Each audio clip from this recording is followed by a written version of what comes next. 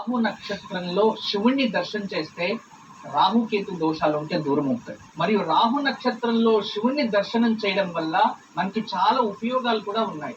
మానసికంగా ప్రశాంతత లభిస్తుంది. రెండోది, ఏదైనా శత్రు బాధ ఉంటే దాని నుంచి విముక్తి కూడా లభిస్తుంది. మరియు చాలా కాలం నుంచి ఏదైనా పెండింగ్లు ఉంటాయి కదా, అటువంటివి ఏదైనా ఉంటే అవి త్వరగా జరగాలని సంకల్పం చేసుకుని ఒక 4 బిల్వ దళాలు కానీ, లేదో ఉమ్మెత్త పువ్వ కానీ, లేదో మనకి తుమ్మె పూలు అటువంటి ఉంటే శివాలయంలో తీసుకెళ్లి సమర్పించడానికి. శివాలయానికి వెళ్ళనికి కాని వారు ఈరోజు సాయంత్రం ప్రదోష కాలంలో ఇంట్లోనే శివుడికి ఆ పుష్పాలు సమర్పించండి.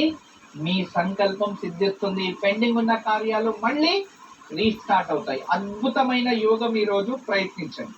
రాహు కేతు గ్రహ దోషాలు దూరం అయ్యేందుకు, మానసిక ప్రశాంతతను పొందేందుకు, శత్రు బాధల నుండి విముక్తికి, అపరిష్కృతంగా ఉన్నటువంటి పనులు పూర్తయ్యేందుకు ఈ రోజు సాయంత్రం పరమేశ్వరుడిని దర్శించుకుని బిల్వ దళాలతో గాని, ఉమ్మెత్త పూలతో గాని పూజించాలి.